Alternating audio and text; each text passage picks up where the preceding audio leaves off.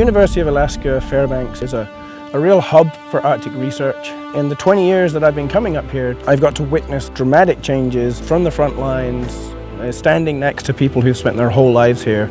I study sea ice, but when you come up to a community like Utqiagvik, you can't talk about sea ice without talking about whaling. It's not feasible, it's not natural to try and separate that from the human health and the society. We're trying to connect with the people who are affected by the changes so that we can determine just what the impacts are, economic impacts, social impacts, human impacts. It's really changing, and there's multiple captains that are losing their ice cellar due to, warming climates and longer summers. It's really devastating to be losing that.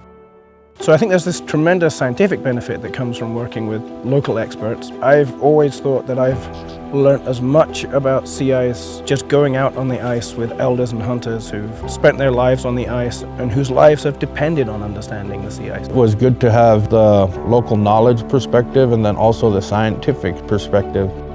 About 6 years ago, we had a real strong east winds and the ice broke off on the shore fast and took a whaling crew with them.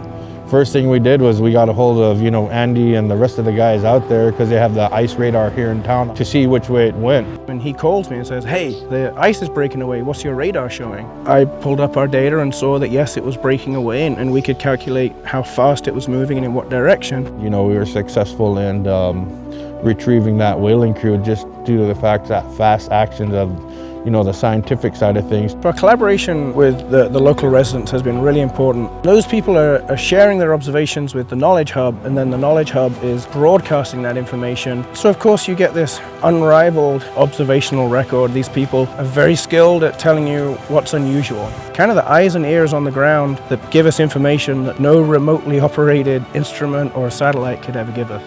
None of these research and programs to improve health, none of them will work without the complete involvement of community members. Hunters, mothers, elders, tribal council, they all have to be involved and think it's a good idea or it simply doesn't fly. And that's an important aspect of One Health, is that it provides us with a very helpful framework by bringing together experts here at the university, bringing together indigenous knowledge holders and experts out in rural Alaska. If you really want to make the most of working with indigenous people, understanding their value system is really important. Because there's time spent building trust on both sides, and that's very valuable.